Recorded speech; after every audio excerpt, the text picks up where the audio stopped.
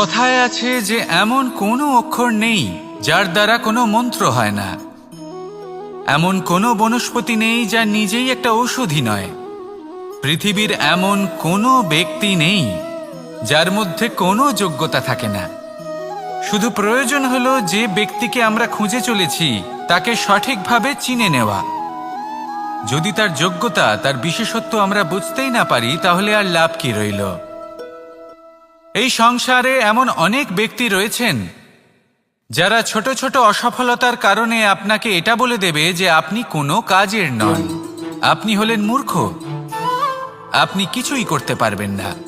এইসব কথায় কখনোই বিশ্বাস করবেন না, কারণ আপনি এবং প্রত্যেকটি জীব এই পরমাত্মা এবং এই প্রকৃতির সৃষ্টি, যা অত্যন্ত বিশেষ।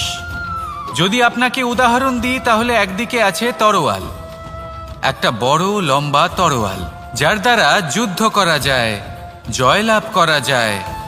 আর অন্যদিকে রয়েছে একটা ছোট্ট সূচ, কিন্তু যে কাজ একটা ছোট্ট সূচ করতে পারে তা একটা তরোয়াল দ্বারা সম্ভব নয়। এর অর্থ হলো এটাই যে প্রত্যেকটা রচনা অত্যন্ত অমূল্য এবং অত্যন্ত বিশেষ হয়।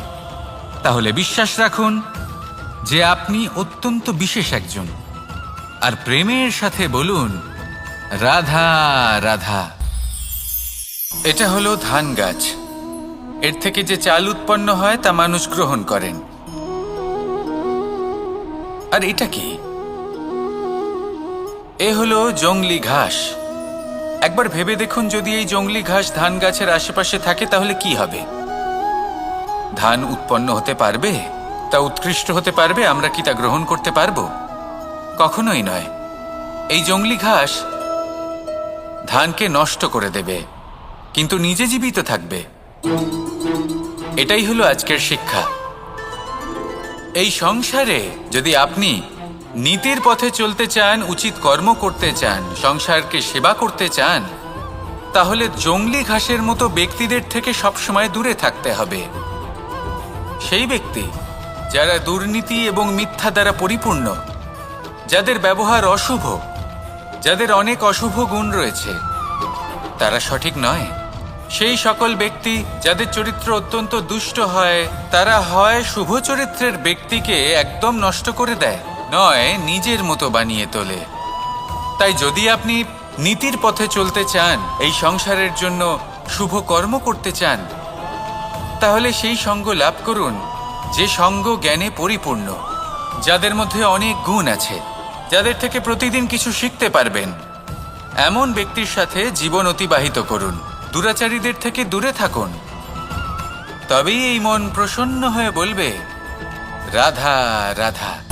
পঞ্চতত্ত্বের মধ্যে দ্বিতীয় তত্ত্ব হল ধরণী, ভূমি, যাকে আমরা ধরণী মাতা বলি। এই ধরণী ধৈর্য ধারণ করে, আর এর ওপরেই আমাদের সমগ্র সংসার নির্ভরশীল। কারণ এই ভূমি সহ্য ক্ষমতা রাখে, এর সহ্য ক্ষমতা হলো অপরিসীম। সন্তান যতই আঘাত প্রদান করুক না কেন, প্রেম পূর্বক সহ্য করে, আর তার বদলে অমূল্য রত্ন প্রদান করে। সন্তান যদি হাল চালায়, তাহলে তার বদলে তাকে অন্ন প্রদান করে। এটাই হলো ধরণী। এবার এর থেকে আমরা কি শিক্ষা পেতে পারি? এটাই যে কারোর জন্য কিছু করা বা কাউকে কিছু দেওয়া মনে কোনো কামনা ছাড়াই। আর এই কথাটা বুঝে যান, যদি কারোর জন্য কামনা না রেখে বা কোনো পাওয়ার আশা না রেখে কারোর জন্য কিছু করেন বা কারোকে কিছু দেন, যদি এটা আপনি শিখতে পারেন, তবে আপনি ভালোবাসতে শিখে গেছেন। আর সেই জন্যই এই ধরিত্রীকে মাতা বলা হয়। কারণ মাতা শুধু উনি নন যিনি গর্ভে সন্তানকে ধারণ করেন, মাতা তো উনিও যিনি জীবন বাঁচতে শেখান, যিনি জীবন বাঁচার উদাহরণ প্রদান করেন। তাহলে ধরণীর থেকে এই নিঃস্বার্থ ভাব শিখুন, নিঃস্বার্থ ভালোবাসা শিখুন, আর এই ভালোবাসার সাথেই বলুন রাধা রাধা। এই সংসারে আমরা প্রকাশ কোথা থেকে পাই? এর উত্তর বড়ই সরল। ভোরে যখন সূর্যোদয় হয় তখন প্রকাশের কিরণ আমাদের ঘরে এসে পৌঁছয়। এইভাবেই আমরা প্রকাশ লাভ করি। এবার এই প্রকাশের আলোতেই আমরা সারাদিনের কাজ সম্পন্ন করি। সন্ধে হয়ে যায়, সূর্যাস্তও হয়ে যায়।